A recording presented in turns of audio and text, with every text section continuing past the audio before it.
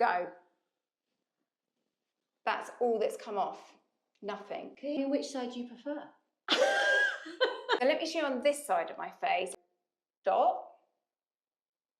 I only need to put it there because that's the only where I have darkness. I do a little bit around my nose, but you can see I've got redness there. There. Bit on my chin, just to marry up the colour. A little bit on my forehead. It's hardly anything. Nothing. Okay.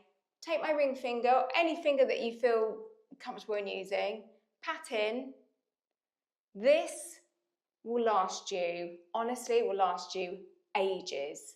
I love the fact that if I didn't know you, I wouldn't think you had any makeup on. I don't think I need foundation now, but if you're like, I'm obsessed with my foundation, I never want to be without it, I would say apply your foundation first, then go over the top with this to create, if this with your foundation is going to create an airbrush look, like an Instagram filter.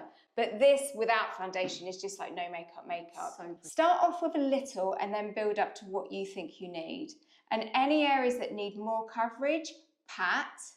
Any areas that need a little coverage, feather. How we look without this rested and youthful. Ready? Go. That's all that's come off. Nothing. Which side do you prefer?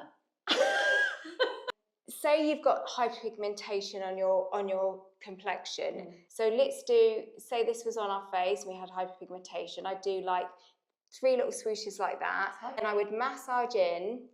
I mean, who doesn't want a bit of that? Who doesn't want that?